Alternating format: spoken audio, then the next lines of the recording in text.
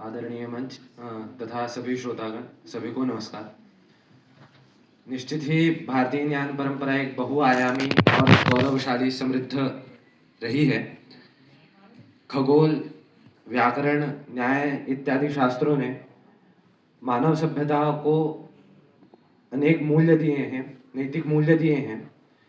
किंतु अगर इसी को शिक्षा प्रणाली का मूल स्रोत बना दिया जाएगा तो सबसे पहले जो आधुनिक युग है उसमें तकनीकी, विज्ञान और कृत्रिम बुद्धिमत्ता के युग में हम बिछड़ सकते हैं, जिसके कारण जो अभी छात्र हैं वो वैश्विक स्तर पे अपनी प्रतियोगिताओं में सहभाग नहीं कर पाएंगे। विश्वविद्यालयों से समन्वय कठिन हो जाएगा और केवल भारतीय ज्ञान परंपरा को आधार करके कूपमंडूकता की एक प्रवृत्ति बन जाएगी, जो बिल्कुल भी सही नहीं है। इसके साथ वैश्वीकरण का अभी युग चल रहा है। आजकल जो कृत्रिम बुद्धिमत्ता है उसको आधारित करके सभी लोग आगे बढ़ रहे हैं।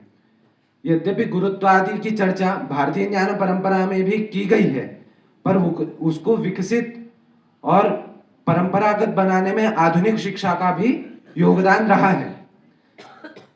यदि केवल शिक्षा प्रणाली भारतीय ज्ञान परंपरा आधारित हो जाएगी तो यह अंधविश्वास और रूढ़िवाद को बढ़ावा दे सकती है, जिससे अंधविश्वास में लोगों का मत ज्यादा होगा ही, साथ साथ में